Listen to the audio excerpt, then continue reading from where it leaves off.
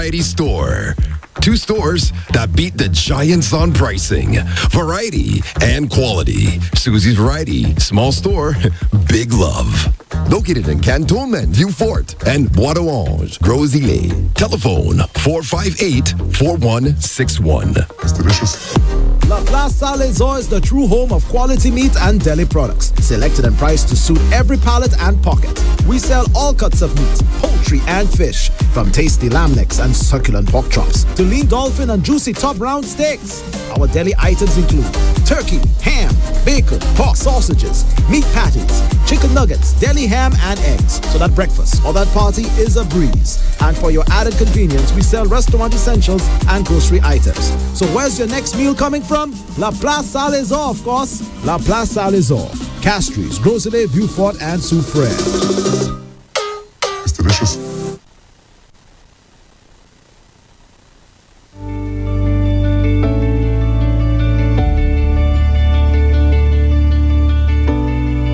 It's now time for Doctor in the House, live on Rev-Up St. Lucia 95.9 FM and hosted by Dr. Leonard Suraj. Dr. Suraj, it's good to see you again. Good evening to you. Good and your evening, guest. Andre. Good evening, listeners. Good evening, followers to that program. Today, Tuesday, the 11th of November, Christmas is coming up. And lots of other things are coming up anyway. But yes, welcome to the program today. And we are streaming live on Facebook, YouTube, Instagram, and X. And today, I will be talking about hearing loss and hearing disabilities. I think they had assigned 14th as the Disability Day. So I am pitching on that and decided to speak today about aspects of hearing loss and how the disability can affect you. And I have with me in studio a lady who has been there a few weeks ago, maybe or 2 months ago. Yeah, St. Lucian and Canadian. She is Leela Babarani. Babahani. One of these good days I'll get it right. And she's an audiologist, a very appreciated profession in St. Lucia because we are hard pressed to get audiological service at that level, at the graduate level. So I welcome her to come here with me in the studio for us to go over a few things and just discuss what we take for granted, your hearing, normal hearing that we take for granted. And normality at large we take for granted when we have it. Mm-hmm. It's when you're missing it or when you're deficient in it, you realize the impact and importance of things. So a lot of things we take for granted, really we should be appreciating it. Mm-hmm. And so we'll be talking about hearing loss and issues with hearing disability. And first of all, I would say that hearing loss by the WHO definition is anytime your hearing is less than 35 decibels. And if you ask me what's a decibel, in the same way you can measure temperature with a thermometer, so you get 28 degrees, 27 degrees, 24 degrees. How do you measure loudness? Loudness is measured in a unit called decibels. And I'm not going to go into details of why bell and not decibel. But decibel is the unit we use. And if your hearing is within, if you're losing your hearing more than 25 decibels, then you are considered to have a hearing issue. And similarly, when you are exposed to very loud noises, the statistic says that if you are exposed to more than 80 decibels of loudness over an 8-hour period, your chances of getting hearing loss because of loud noise can affect your hearing long term. Mm-hmm. And let me just use the opportunity, Dr. Suraj, to let our listeners and viewers know that I was at your office a month ago, something like that. That's right. And you gave me a hearing test. Mm-hmm. So just in case some of our listeners and viewers want to have a hearing test, they can come see you. Right, sure. I think most people should have because see, you may have a hearing issue in one ear and don't even know. Many people have one area hearing from, And because it's from birth, they don't even know until that ear get blocked. And all of a sudden they realize, bam, they're not hearing anything. It's because the only ear they had is blocked. So I think, and it's always good as a baseline to know where you are, your status of your hearing. You know, you hardly hear people talk about taking a hearing test. It's more about your blood pressure, blood sugar level, that sort of thing. Yeah, you hardly hear about a hearing test. You hardly hear about that, but these are you take it for granted. And I've always said that your hearing disability is even more profound than your seeing ability. You might not believe that, but statistically, look at those people who are blind and how much progress they have made in life compared to those who are deaf. Very little progress. It could be rehabilitation, it could be many things, but it affects them. What do you say about that? Yeah, thank you for having me on stage. Welcome again, Dr. Baba Hani.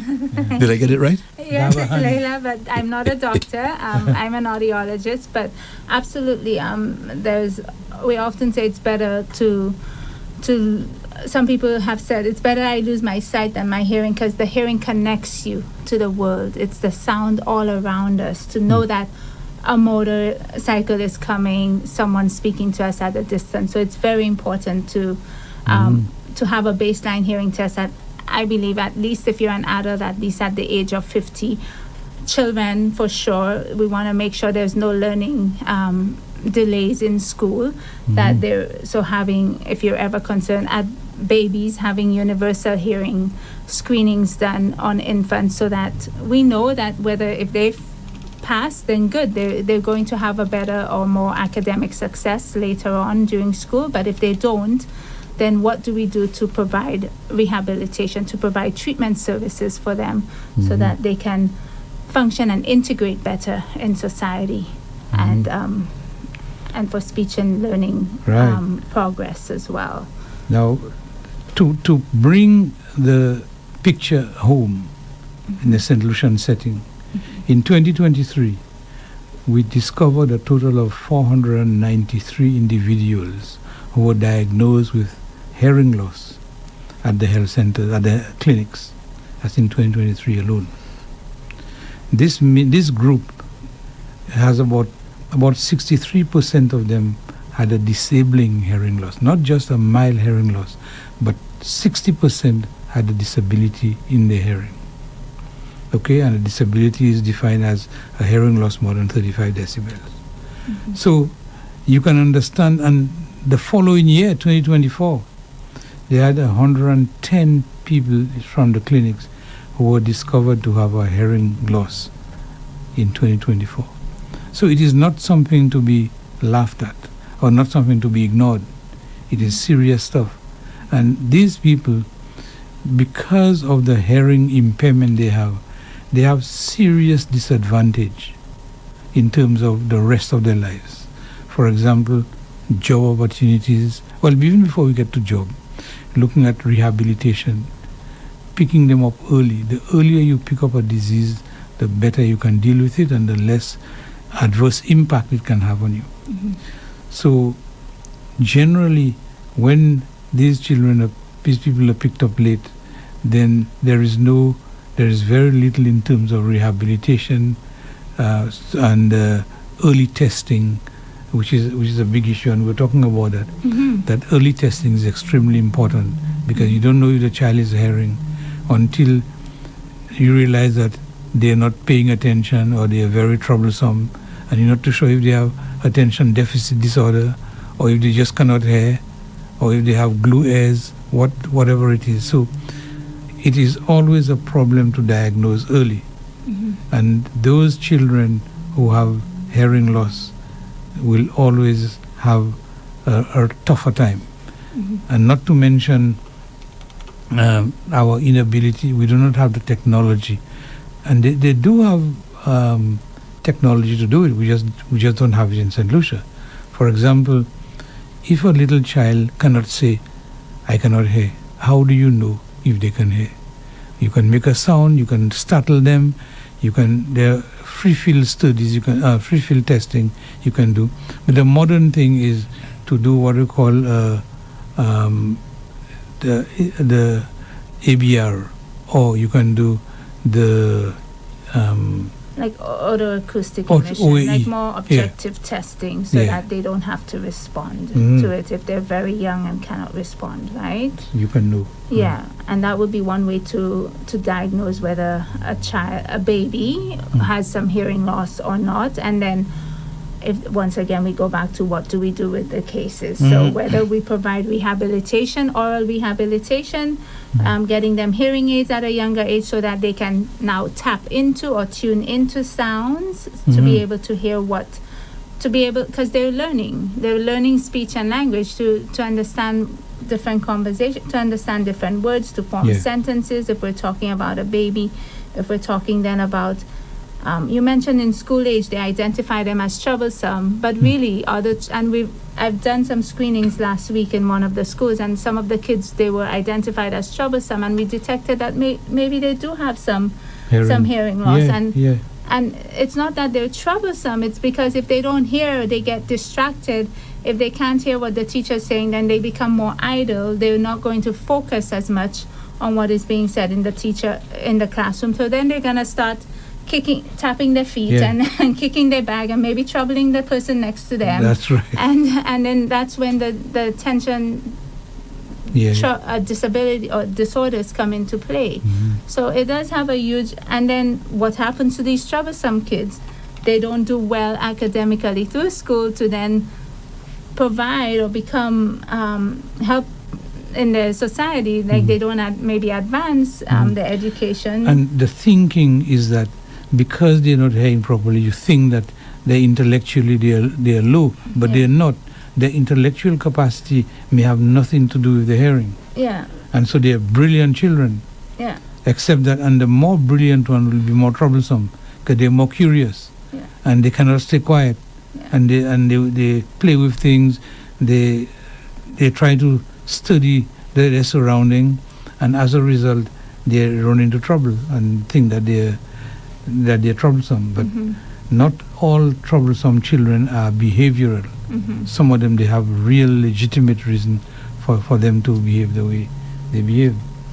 And I think part of it is we wanted to talk about, like, can hearing be considered under the disability if, were you saying that the government was thinking to make November 14th as a disability day? Yeah. And I know in Canada there is a disability tax credit for persons including not just vision and other health issues, but hearing loss. Because if we look at even in schools, if they want to go on to further education, there are accommodations in schools made for these children so that they can hear their teachers better, like an FM system, which is funny to have 97.9, but it's a frequency modulation system device that they tap into, where the teacher can speak at a distance, the child can have their hearing aids on and can hear their teacher at a distance and hear them in their ears, so that even though there's a lot of noise going on in the environment, in the classroom, they can still clearly hear the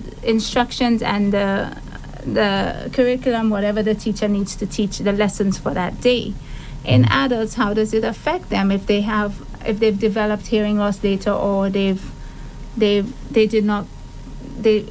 misdiagnosed? It affects like their socioeconomic status. How far progress can they go in their job? Whether they can reach that maybe supervisory role, etc. If they're not able to hear what's around them, they may choose jobs that maybe they're not so passionate about. Like maybe I'm just gonna do IT, or maybe do plumbing, because they cannot deal with, like, they may not go into sales or some other more profession that maybe they would love to, because they can't hear around them. So there are restrictions with when you have hearing loss. How far ahead can you progress in your life, in your career life? And I always felt that you can classify the development of a country based on many parameters.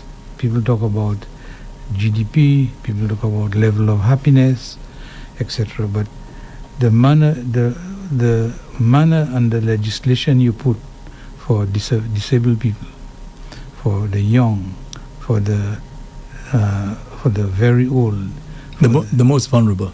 The most vulnerable, the vulnerable groups, you must have, the way you treat them will determine the extent of the development of your society. How so, Dr. Suraj? How so? Oh, because these are the vulnerable groups, as we say, and they cannot fend for themselves, or they have limited capacity. And if you care about a nation, then you put resources in that area. And the resources, all of us pay tax, and our tax is used for all kind of things. So let it be used for things that to assist those who are less fortunate than us. And so I think for us to create an equal playing field, we must level the playing field by leveling the opportunity that they have.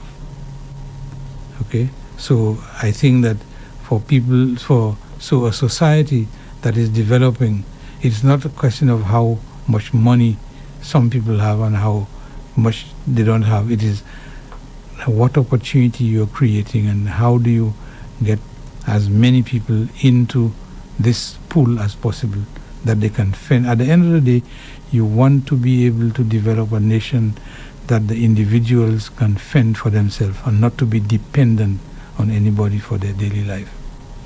Maybe that's the reason some governments don't assist.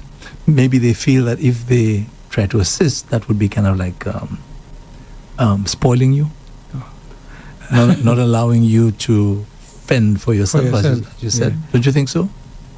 I do not think that is that the government would do it deliberately, but I think also that maybe they have not seen the necessity of allocating resources there, and I think also that that the resources you put there may seem as though that it is wasted resources because you may not get any reward for it.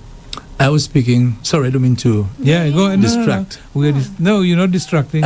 I was speaking with a visually impaired person and also an older person. And they both telling me how they get no assistance whatsoever. And both of them saying to me that they feel like they're useless being here. When I say here, meaning on Earth, alive. And they're almost like suicidal because they say they get no assistance. But it's very interesting you mentioned that. Yeah. Because, hold your thought there. I'll try. Because I have seen another person, just this week, that when they relate to you their own story, you cannot believe that this person is able to get up and go to work every day because they are so traumatized by so many issues that we look at people at the surface value, but how often do we understand them? And most times we don't. Yeah, you were saying? Yeah, good point. And also there's social implications. Like you talk about suicidal. If they cannot, let's just be real, the health of a nation is important. And hearing is part of health. It is one of the 5 vital senses that we have. We don't hear, even in one ear. Okay, fine, the other ear can compensate. But earlier treatment as well is also very important, like anything else. And if someone can't hear, they slowly withdraw from conversation, family life, maybe going out for, in this culture, I guess it would be a drink, or in Canada it would be coffee. So they slowly, and they seclude themselves because, I can't be bothered, I can't hear, I don't follow those conversations, especially when we have hearing loss. It's very challenging to understand conversation in background noise. So the more noise there is, noise masks speech and people cannot hear conversations very well. So it becomes very debilitating almost, Yeah. and they then depression sets in, isolation, and maybe what's the point of me being on earth? Yes. Whereas if we can provide amplification, a hearing aid device to help them hear better in that ear, they can then become more integrated in society, can be more motivated to then, you know what, it's okay, I'm gonna go hang out with a few friends because I can follow a little bit more. I'm gonna, now apply for this job that I've been holding back because I felt like I couldn't. And just start to be more, to contribute more to society. We want people to work in society because government, they want to be taxed to be able to make the country run. So why not have working citizens? And that's where I feel that in St. Lucia, and I'm very passionate about it, there should be more universal access to providing rehabilitation to patients for hearing loss, with hearing loss, and the vulnerable, the kids who cannot afford, the older adults who cannot afford, and to provide some sort of subsidy. I don't think everything should be free, but rather to provide, to help them to get the devices to help them to hear better, so that they can be more engaged and maybe be comfortable now. Even if the senior wants to now go and work in the farmland with their family, they can hear what their family is saying. So now, guess what? We're going to have more food on the table, more food on for people to eat, more, just the whole cycle. It can really make an impact. And so, Dr. Suraj, do you think, right now we have a minister for disabilities, right? Do you think that's a good start? I think so. Yeah. But I'm not hearing much about what is. Certainly, it has not impacted on disability as it relates to medical disability that I know of. Because we have been working in hearing issues for a long time. In fact, for the past few years, every year we come here and talk about the World Health Day, World Hearing Day, etc., which is the 3rd of March. yeah. And I'm not hearing any impact being made from that source. So maybe it's for a different kind of disability, maybe orthopedics, physical disability. But I think that whatever form of disability we have, if you do not make the person try and make them as independent as possible, then they'll be relying on somebody else for their livelihood. And the idea is to make a disabled person, as much as possible, make them independent, so they can live their life, they can take care of themselves, take care of their hygiene, take care of their living expenses. I agree, Dr. Suraj. I agree with what you said there. I think we have the attitude that, hey, listen, despite you having this disability, just get up and get. But I think what you're saying, and I want to call you doctor again, is that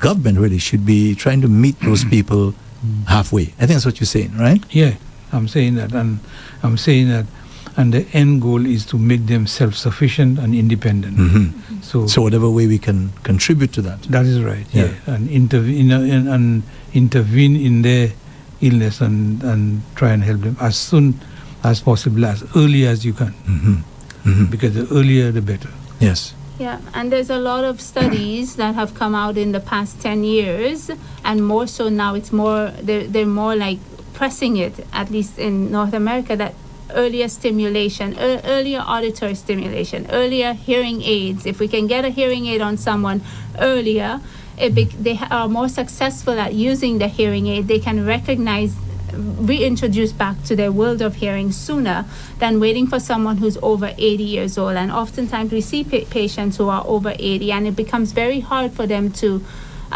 process the hearing aids because it sounds very robotic. It doesn't sound natural sound.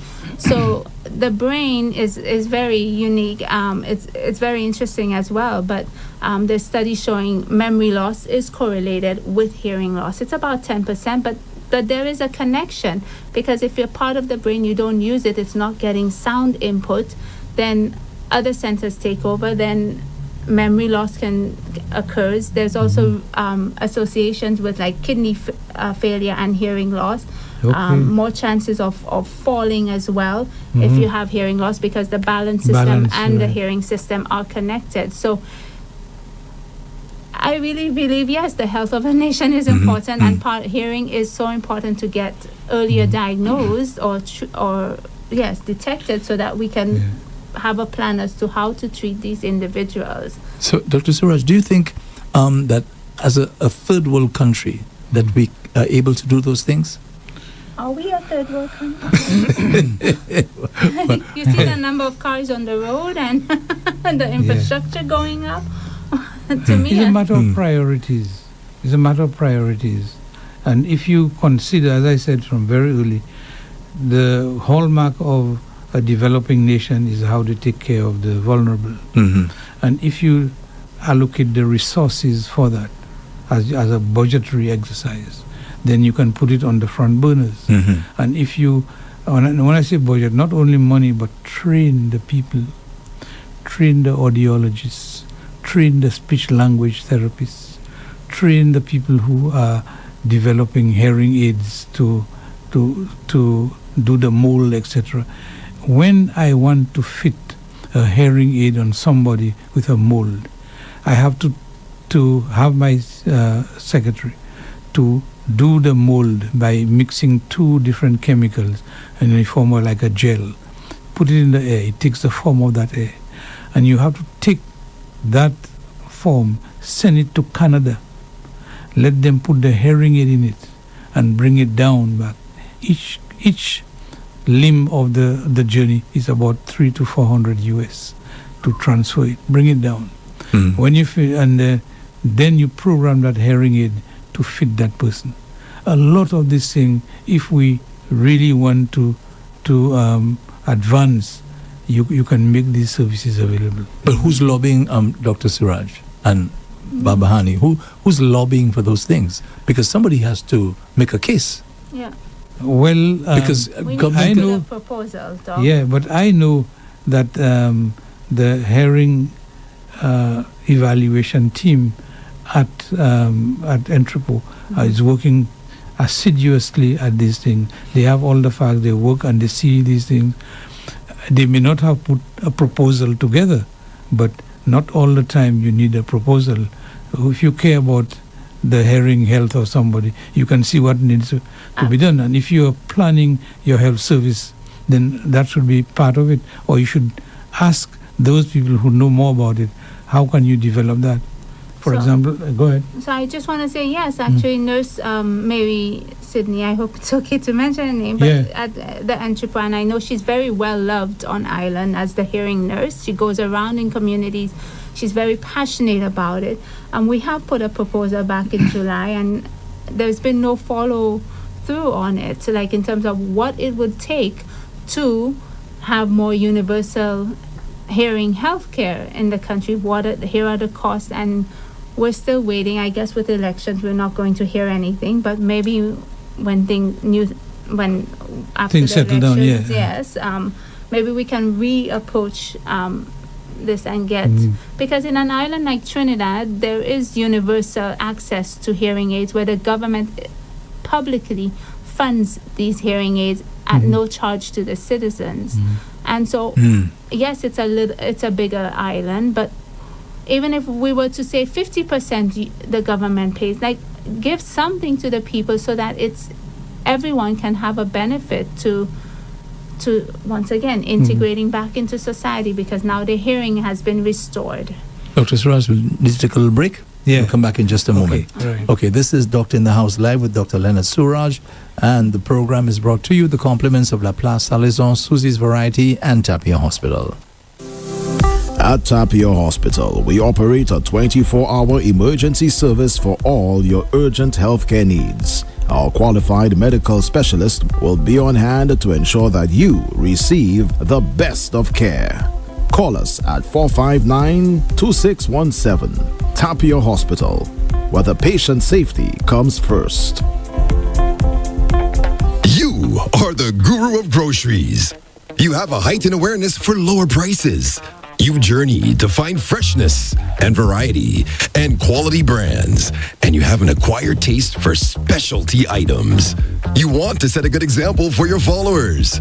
And that's why your higher calling is Susie's Variety Store. 2 stores that beat the giants on pricing, variety, and quality. Susie's Variety, small store, big love. Located in Cantonment, Vieux Fort, and Bois d'Orange, Gros-Îlet. Telephone 458-4161. It's delicious.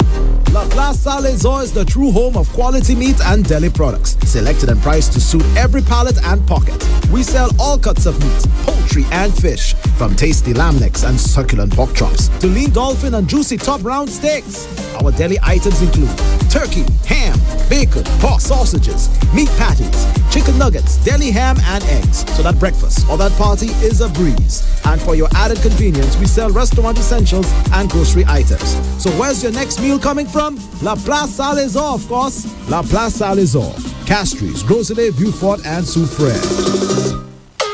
It's delicious. This is Doctor in the House, live with Dr. Leonard Suraj. Dr. Suraj is back to you. Thank you very much, Andre, and listeners, thank you for remaining on and listening to us. We are doing a program today. I have with me in studio Leila Babarani, and she's an audiologist, St. Lucian Canadian origin, and we are there chatting about hearing loss and its impact on hearing disability, etc. And again, I was just checking it out a while ago, and we do offer hearing aid service. We did have a program in St. Lucia by Starkey that provided hearing aid, but that, I think, that's no longer existing. Mm-hmm. Certainly, they came in and they brought their team. They were able to do the hearing test, fit the hearing aid, and service it for the time. But that was a one-shot exercise, and its sustainability is what we're looking at. And not only providing a hearing aid, but being able to service the hearing aid, because I found my office was doing a lot of that servicing, and I did tell them that, if there's nobody else to do it, we can assist them in the complaints they have. Sometimes very small complaints, and Leila can tell you that sometimes the hearing aid needs to be reassessed, and sometimes it may have a simple thing like whistling and this and that, and that needs to be taken care of. Yeah, like a reprogramming or fine-tuning. But I know Starkey, there's still, I think a lot of things have stopped during COVID, and maybe if St. Lucian government, maybe if we reached out to them, maybe they will come back. They're starting to slowly go back to third world, or to help some of the less fortunate countries. But definitely going back to what you're saying, it's important to even annually check your hearing if there's any hearing loss, just to see if there's been further deterioration in your hearing. And then if you have a hearing aid, then we can always reprogram it or turn it up or boost it in the frequencies that's needed where your loss is greatest, so that you can hear maybe more high frequencies better and less of the low frequencies, depending on where your hearing levels are. A lot of the hearing aids are Bluetooth compatible, so you can have them listening to phone conversations in your ear. There's a lot of advances with hearing aids, and can locate where you are, etc. So they have become very cool devices to hear, apart from a necessary device so that you can function in your everyday conversations with families and friends. And you may want to give the numbers, Dr. Suraj? Yes, I was just about doing that. Okay, wonderful. Yeah, so we invite you to contribute to whatever discussion you have, or if you have a question, or if you want to make a contribution, you can call us on the fixed line at 572-9710 or WhatsApp 287-0971. So looking forward to hearing from you all. So the resources I'm talking about is not only about money, but trained staff, trained people, because if you going to introduce hearing aid, all technology you introduce must have a support structure, otherwise it will fall into bad repute.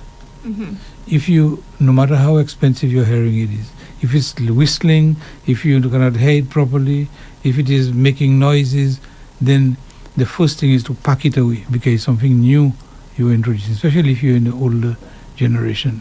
So you need to have that support where you can go, they can say, no, the volume was too high or it was not properly. And maybe small things like the hearing aid is not properly fitted, or there may be a little speck of wax in the little hole in the tube. It doesn't work. As far as you're concerned, it's useless. So I think that in all type of technology you're introducing, you have to have the technical support with it. And follow-up care is so important when you're first getting hearing aids, or even if it's your 5th time you're getting new hearing aids, because hearing aids only last about 5 years. So you've got to keep looking at getting new hearing aids every 3 to 5 years. But there's such an adjustment period with hearing aids, not just brain-wise, but also having something in your ear, getting used to it, that in our practice, we always see patients every 6 months, just making sure that they have no issues. We clean the hearing aids, we do any adjustments that they need. And just to be more successful, we always counsel them to wear the hearing aids as much as they can so that their brain can adapt to the sound.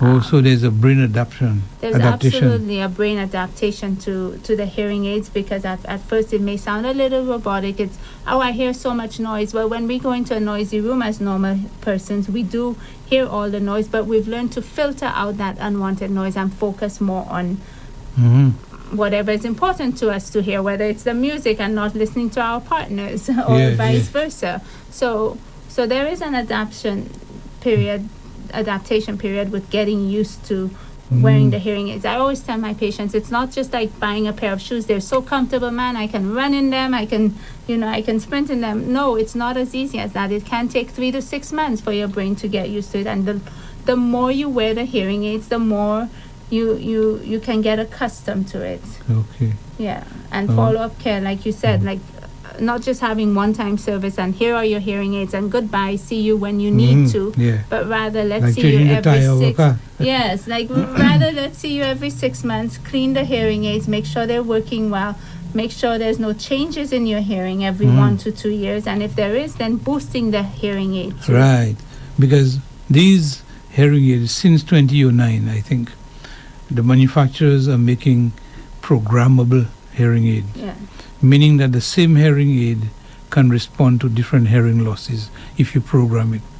So, and of course, as you age, your hearing may change. So you may get a hearing aid now, and next year, your hearing may have gone down, and the hearing aid need to be reprogrammed to accommodate the new hearing loss that you have. So you have to be, so that's a reason, not because the hearing aid is no longer good. It's digital now, Yeah. so everything digital, it needs a bit of programming for sure. And counseling is such a huge part of that rehabilitation, because a lot of patients may wear it for only 2-3 hours a day, and really counseling them, in order to get used to it, in order for their brain to adapt, they need to wear it 6-8 hours a day and longer if they can. Okay. And of course taking it off when they're sleeping, when they're showering, because it's an electronic device. So but how do people access these? These are very expensive devices, and that's where the government needs to come in place and say, we will subsidize a portion of it so that our people can reintegrate back into society. Yeah. And I think the reintegration is extremely important. Yeah. Because it leads to other issues, and especially children who have hearing loss, and there is a stigma attached to having a hearing aid, and many of them will not want to wear it. So education becomes very important, and as a result, it's important that the resources again are put into educating people, especially in schools, that if a child have a hearing aid, they must not be looked upon and be joked about, etc. Because to a large extent, when children, they're shy of wearing the hearing aid because of this kind of stigmatization. Yes, absolutely. And even in adults too, there's the stigma with wearing a hearing device. And so they've come up with just making it as pretty or cosmetically appealing as possible. But really and truly it goes back to these hearing aids are very expensive, even in Canada. So how do we? It needs to come at a government level to provide some cost towards it to help cover the cost. You have a call, Dr. Suraj. Mm-hmm. You need to use the headphones. Oh, I'm sorry. Hello, good evening. Good evening, Andre. Good evening, Dr. Suraj. Good evening, sir. Good evening, the other evening. doctor. I don't know. Good Dr. evening. Babahani. That's okay. I should can say call her doctor. Leela. I'm sorry. Layla. Good Leela. evening. Good evening, sir. Good evening. Thanks for accepting my call. No problem. Yeah, Dr. Suraj, the last time you were talking about S, Mhm. you said like the S connect to the nose, something so. Yeah, the eustachian tube connects the two. Mm-hmm. Okay, because there are times, in fact, most times I can say when I sneeze, I feel like an echo in my ears. What caused that?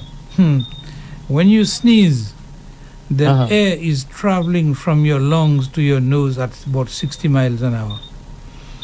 And some of the air passing through the back of your nose enter through a little tube that goes to your middle ear. So some of the air may get into your middle ear and make you feel the way you feel. Called the eustachian tube. Could it also So be? this is Sorry. Huh? Could it also be that maybe he has a bit of wax and occlusion in his ear canal, like that, to have a look at Oh, as well? yeah, well, that's possible too. But if it is only when you sneeze, then I'm when I thinking. sneeze, Okay. And what you feel? my echo, both ears echoing. So They that's echo in on my ear like. sinus. So Is doctor, this something natural or need a little checkup? No, well, I mean, it's only when you sneeze, then it shouldn't be a problem because you don't go sneezing all the time. I mean, No, shouldn't but be. anytime I sneeze, Do you Like- block your nose when you sneeze? no, You can easily burst your eardrum by doing that. I don't. Okay. Uh-huh. Okay, the air passes Okay. through a tube. If the tube is wide open, it's too much pressure in the drum, on the drum. So this is not natural. This a little checkup might help. Yeah, well, it's always wise if something is not working the way you want it to work, then you have to check on that. But Okay, Doc. yeah, but the echo you're talking about, Yeah. usually maybe the pressure that is being transmitted that's causing that. Okay. Okay. Thanks. Okay. All right. Okay. Take thanks care. for Have your a good call. night. Good. Right. Yeah, and a while ago we were talking about the impact on the disability. Of course, in children, the what we tend to forget is the importance of speech and language development. And the speech language therapist is an integral part of that exercise, because if the child does not hear properly, then they do not have the words, they don't understand the words, and they do not know how to pronounce the words, and it causes a lot of frustration, tantrums, etc., because of their inability to express themselves. And so not hearing properly have a serious effect on speech and language development, and that is why the specialty of speech language therapy is so important and so lacking, because I think if I had it my way, the teachers college would have one, because all the teachers are going to be talking as voice users, and I see so many teachers with voice strain. They have hoarseness and when they carry their voice, and children the same way, and even people who have other issues with their voice require speech therapists. We have many professional voice users, whether they are singers, preachers, politicians, or whatever. They do have voice issues at some point. So you need a speech language therapy to assist them So all these are part of the team for hearing and development of a nation at large. So I think this have been overlooked to a large extent in terms of speech and language development. And it's from the language development your self-esteem comes in. Because if a child cannot express themselves, they are usually, and you don't recognize it early, you just tend to brush them aside, and they begin to feel less of a person. And behavioral issues And come in that's right. to play. So, Yes. so when you're looking at the development of a child and their early development, their self-image is extremely important in what they eventually become. I just want to say, if you have any questions, please feel free to call us on our fixed line at 572-9710 or WhatsApp at 287-0971. Well done. Yeah, better than me. So, yeah, and statistically, I'm not too sure what is being done about that, because I think this is a high number to say 900 people are discovered to have hearing loss in 1 year. The following year, 1,100, usually about 64%. And that's in St. Lucia? Yeah. From our clinics That Wow. we've tested. that we have tested. Yeah. Okay. So if it's 943 and then it was 63 of them diagnosed, so that's over like 600 or so of the patients, right? Or Yeah. you have that's 602 persons Yeah. who had some Yeah. hearing loss, whether mild, moderate, severe, and the worse the hearing, it's almost like they have constant plugs in their ears and they can't hear. Their head is underwater and they're just not hearing and receiving that information. So most of these hearing issues, Dr. Suraj and Leila, right? Are they related to just what, old age, or there's some other things taking place there? Children. Also, the vast majority. No. No? It can be kids from Yeah. birth, but it can be as we get older. It can be lifestyle. It can be genetics. It can be recreation or your job, etc. If you're working a lot of noise, noise definitely affects hearing, especially if you're in that noisy environment for more than 6 to 8 hours a day. Children can be born with it. It can be a genetic component or unknown. We don't know what the cause of hearing loss is, but that's why it's so important to test every baby that's born, just to screen them out for hearing if they have hearing loss. And then it can be as well your lifestyle. If you're always at a party, our society right now is very noisy, and so making sure, I always say, cover your ears if there's a loud impact sound coming through. Don't just like put your hand over, but really block your ears so that you don't, because once you lose your hearing, it's gone, it's permanent. And yes, a hearing aid is wonderful to help restore it, but it's never going to be as good as normal hearing. So do your best to prevent. Prevention is key, of course, and protect your hearing. You have a call, Dr. Suraj? Okay, this is Doctor in the house. Hello. Hey, Hello, good Doc, evening. Good evening, Doc. It's me again, Doc. Okay, let me hear you. Yeah, thanks for accepting my call. No problem. You're welcome. Yeah. Doc, I have a question. I don't know if it's a stupid question. No question is stupid. I have never seen anybody with 2 hearing aids. Is that Say that again. You have never seen anybody with 2 hearing with aids? 2 hearing aids? Yeah, man. There are quite a They few have people with if they can afford 2 hearing aids. Well, if they need 2 hearing aids to begin with, if there is need for 2 hearing aids and you cannot afford the 2, you take one. One is better than nothing, and you tend to put it in the better air. The poor ear. Yeah. So you So can have in the- 2 in the- hearing aids at one Huh? time? Yes, because we Yeah. have 2 ears. So if there's hearing loss in both ears, then we're going to need a hearing aid in each ear. But because these hearing aids can be very expensive, for a lot of people, they may choose just to have one. And like Dr. Suraj said, one is better than none. And so we choose the ear that's worse so that they can Be equal. benefit from that hearing aid more. Yeah. So if both ears are bad infected, you cannot put one hearing aid and it will do the same like two. If you have one hearing aid and the other ear is also bad, you will hear more on the side that you have the hearing aid.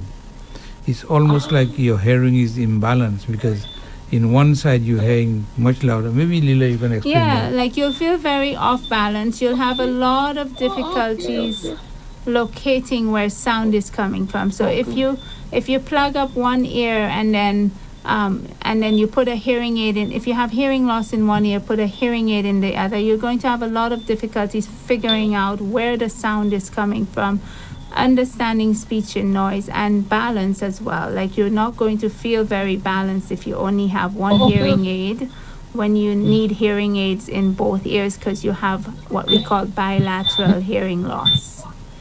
Because I know people who have, hearing problem, and they say in both ears, but they only have one hearing aid. I thought was the one was doing the work of two. No.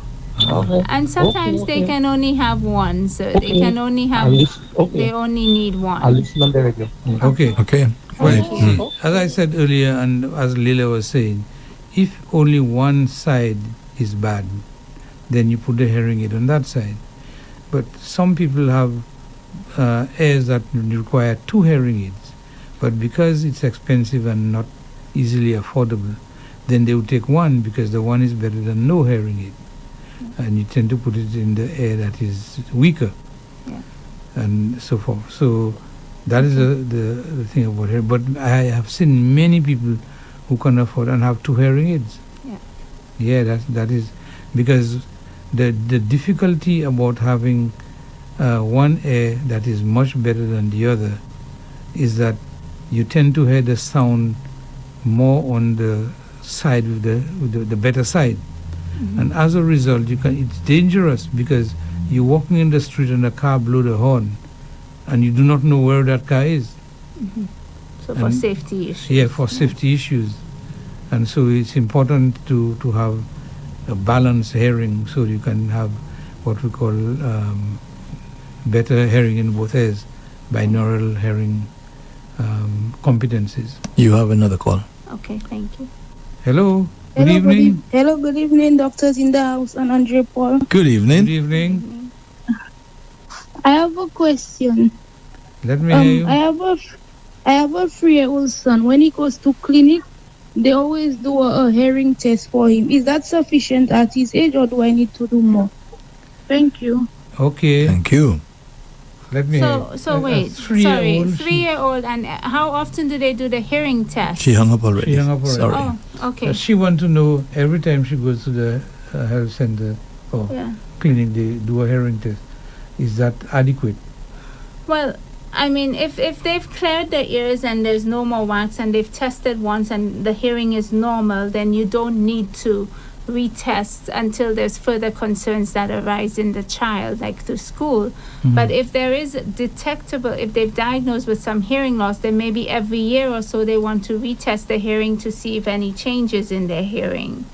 So it depends on the situation whether they've detected them as normal hearing, or if the child has hearing loss, then we want to closely monitor it and provide like an amplification device to help them function better in school, or just to monitor, or using strategies like put the child closer to the speaker in the front of the classroom. Don't leave them at the far back of the room where they're not hearing the teacher very well. Maybe put some carpets in the classroom so to absorb some of the sound so there's not a lot of reverberation. Wall hangings, etc., to make the classrooms a bit more quieter, because we know schools are very loud, and if someone has hearing loss, it becomes very hard for them to follow along with their hearing loss in background noise. I hope that answers your question, ma'am. Yeah, she's left the building. Yep. Yeah, there's one. We have a few more minutes, don't we? Yes. Yeah, there's one thing I wanted to cover, and that is noise pollution. And I think we touched on it a while ago. It is the scant disregard there is for noise pollution in St. Lucia. I stay at my home on a Sunday. When the motorbikes pass, they are about several 100 feet away from me, but as if you're hearing that inside your ears.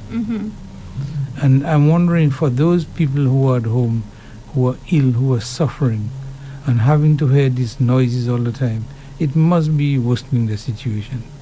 And I think that we have just let society operate at their own whims and fancies, and not taking any drastic measure to gain back the discipline of society. Because as it stands now, I'm seeing that the noise, the vehicles passing, the blowing of the horn, don't talk about when they have the motorcades. Man, that is noise.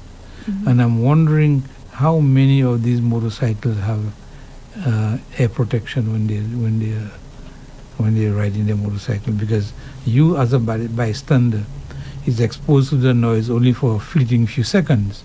But the guys who are riding it for 1 hour, it must be a lot. And the fact that you have a helmet doesn't mean that you have air protection. So it's so important to wear some earplugs and limit. It's all about intensity and duration. Reduce the time that you're in those noisy environments, and don't be in those loud environments for too long, because it will slowly damage your hearing. And some of the signs can be have tinnitus in your ears or ringing in your ears as one of the first signs of you're starting to lose hearing, especially when you've been in a lot of noise. So yes, I mean, if you know it's too loud, then you need to stay away from that. Okay. Yes. You have 2 more calls and then we'll have to wrap up. Okay. Hello. Hello, good evening. Good night, Doc. Good night, Mr. Paul. Good night. Doc, I was listening to a program. When I clean my ears, I don't get no wax in it. But I was listening to a program and the person was saying, when you clean your ears and you don't get no wax in it, normally that's a sign of when you're going to get a stroke in your head. You can erase that from your mind and erase it from your memory. That is not correct. Okay. Because there are some people that never make wax to the point whereby you see wax coming out. Okay, Doc. And some people make a lot, so don't worry. If you are hearing properly and there's no wax in your ear, don't feel you are abnormal. Not at all. Yeah, Okay? Thank you, Doc. Alrighty. Have a good night. Okay, let's Good take the night. final call. Yep. Hello. Hey, good evening, Doc. One Good for the evening, road. sir. That's One for okay. the road. That's okay. Don't let me- apologize for that. Okay. Thanks for accepting my call. Mhm. Doc, they said the hairs in your ears, it's like a trap for object and so on, dust and whatever. Okay? Mhm. Yeah, I'm listening. Affect your ear. We're losing you a bit. Now, can dust up? Okay, I'm there. No, Go ahead. we're Yeah. not hearing you. Either you're walking or something. Okay. Uh-huh. Okay, I'm there now. Right. Hello? Yes, Yeah, go ahead. Yeah. Okay. Yeah, Doc, you said sound affect the air. That's right? Sound. Yeah, Loud noise sounds. and all those loud sounds, sounds. Yeah. yes, can damage the hearing over time. Yes. So can dust do the same thing too? If you're working in a dusty place and whatever, can Well- dust, if, Well, the ear is like self-cleaning, and that's why we also generate wax to clean. And you have hair in your ear that would help clean out and prevent Yeah. the dust. And then you also there are some have people without air. There are some people without hairs in their hair. Yes, but you also have a barrier in that connects the outer ear to the middle ear called a tympanic membrane. So it wouldn't get through there to then travel further in to cause any further damage. Because I see people, a lot of people working in dust, and they might have something in their nose, in their mouth, but for the air, they have nothing to protect anything going inside the ears. Well, if there is dust in the air, Yeah, it okay. might fall on the outer air, but you hardly find dust accumulating inside the canal Oh, so it cannot go any further. Yeah. Yeah. So okay. But usually, if they are working in noise, then they should wear some plugs to protect their hearing. and So if they it is only have dusty, for the noise, but they don't have anything for the dust. well, you can put a mask, or there are some filters you can use for your nose. If you find that you're in a very dusty area, like Dusty area. yeah, so you can protect your nose. Your head put. Yeah, put earplugs, or they have some, Oh. or even Okay. the mask, the same thing we use for COVID. There are some people who are exposed to a lot of dust, and they use it. No, I was referring to the air, doc, to something. If you're working in dust, can dust affect the air, just like the noise? Well, Not like really. noise can affect it. Yeah, you hardly find a situation where so much dust accumulates in the air that it blocks it. Yeah. It will be dirtying it. It will be keeping it smudged and dirty. But when you bathe and you wash, all that goes away. Yeah. Oh, okay. So you can take a wet thank cloth you. and just wipe on the outer side of your ear, not going too far, and just to keep it clear and clean. That's right. Okay, thank you. You're Okay. welcome. Okay. All right. Okay. Just before we leave, Leila, I have a couple of questions. Two things caught my attention that you said. One is that you said when you're hearing ringing in your ears, it's a sign that you're going to be losing your hearing. Is that what you said? It may be one of the signs of hearing loss, and that's why it's important when someone has what's called tinnitus. Tinnitus is any internal noise that there's no external source, so it's all happening in our head. And so if you get that ringing in your ears, you should just go for a hearing test just to see if there's any sort of high frequency hearing loss happening. Now, I've been hearing about ringing in your ears. Can you describe what is that like? Ringing. It sounds. So it can be like a bird, like a ee, or a constant like ee, or it can be a whooshing sound or a rumbling sound, woo, or wave sound, really by the sea. But really and truly, And there's that's no something that is constant. In other words, you're hearing it very often. It can be constant, it can be intermittent, it can be if someone's more under stress. We know things like caffeine, nicotine, and salt can increase the tinnitus perception that we have. Unfortunately, Andre, there's no treatment for or no cure for tinnitus, rather management. So how do we manage? Maybe we reduce the stress, maybe do some massage in our head and neck, see an ear, nose, and throat specialist for further treatment or management. As well, some people also use like a noise masker. So if it bothers them at night, maybe playing like an ocean noise if it's more of a high-pitched ring. If it does pulsate with your own heart, then you definitely need to see an ear, nose, and throat specialist, because we just want to make sure that there's nothing else going on. And if it's only in one ear and not the other, and it's constant, definitely you should have a hearing test and to rule out, to make sure that there's nothing else going on beyond the hearing nerve, like an acoustic neuroma or vascular growth, lesion. yes, or growth in your auditory pathway in your brain. And did you also say that once you begin losing your hearing, you can't get it back? Yeah, no. Once you lose hearing, especially if it's what we call nerve damage or sensorineural hearing loss, then you lose it, like it's permanent. You cannot, because those hair cells, they're usually standing upright, and over time, as we get more noise exposure, more whatever, like as we get older, those hair cells slowly become tired and they become lazy, and they don't send the sounds as sharply as they did when we were younger or before an infection or before the damage that we got. So it is permanent if it's more nerve damage. If we have something where it's more middle ear, maybe fluid behind the eardrum, maybe a eustachian tube dysfunction, then that is the role of where an ear, nose, and throat specialist like Dr. Suraj comes into play and does his magic to correct and fix that type of hearing loss. Yep. Okay. Wow. And usually... And as you said earlier, Dr. Suraj, sorry to disturb you, Yeah. it's only when we begin to lose our sight, hearing, that's when we're like, we begin to realize how important it is. Yes. Yeah. And I always say, sorry, Doc, but it used to be over 65 years old, you should test your hearing. But we're seeing now, maybe even age 40, I'm recommending to test your hearing because the amount of noise exposure that we have in our society.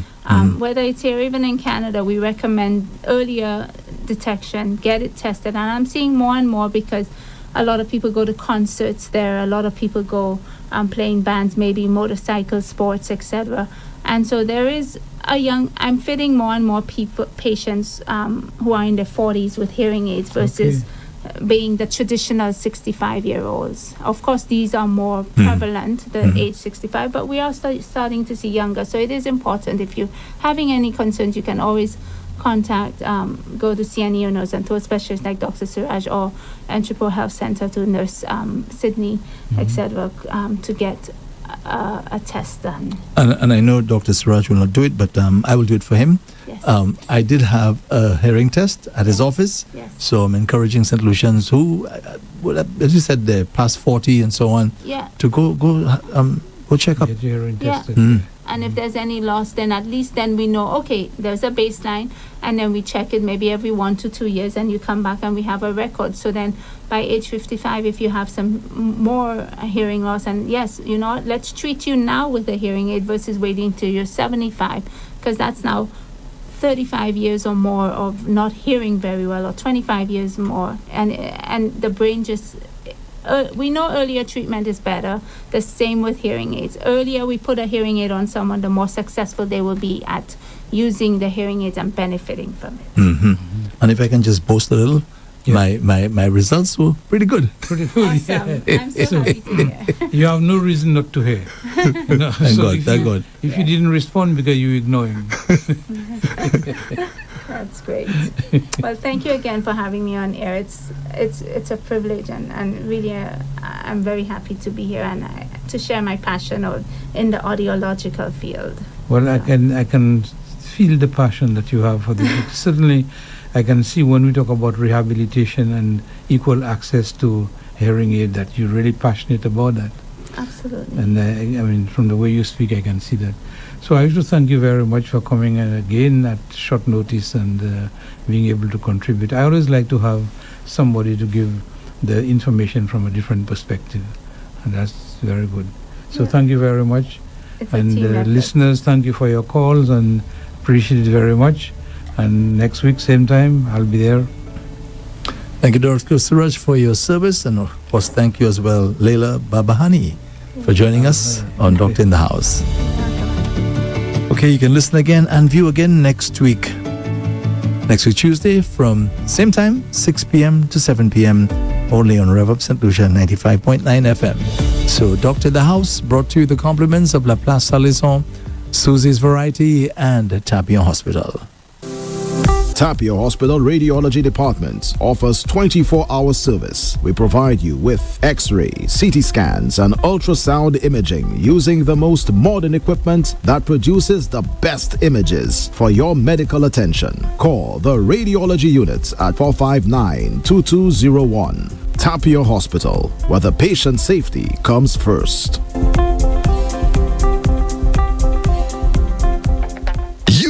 Are the guru of groceries. You have a heightened awareness for lower prices. You journey to find freshness and variety and quality brands. And you have an acquired taste for specialty items. You want to set a good example for your followers. And that's why your higher calling is Susie's Variety Store. 2 stores that beat the giants on pricing, variety, and quality. Susie's Variety, small store, big love. Located in Cantonment, Vieux-Fort, and Bois d'Orange, Gros-Islet. Telephone 458-4161. It's delicious. La Place Salazar is the true home of quality meat and deli products, selected and priced to suit every palate and pocket. We sell all cuts of meat, poultry, and fish, From tasty lamb necks and succulent pork chops to lean dolphin and juicy top round steaks, our deli items include turkey, ham, bacon, pork sausages, meat patties, chicken nuggets, deli ham, and eggs. So that breakfast or that party is a breeze. And for your added convenience, we sell restaurant essentials and grocery items. So where's your next meal coming from? La Place Salazar, of course. La Place Salazar. Castries, Groselet, Beaufort, and Soufriere. It's delicious. Rev-Up St. Lucia is located at Unit 4, Gablewoods Mall, Sunny Acres, Gas-Free St. Lucia. Tune in on 95.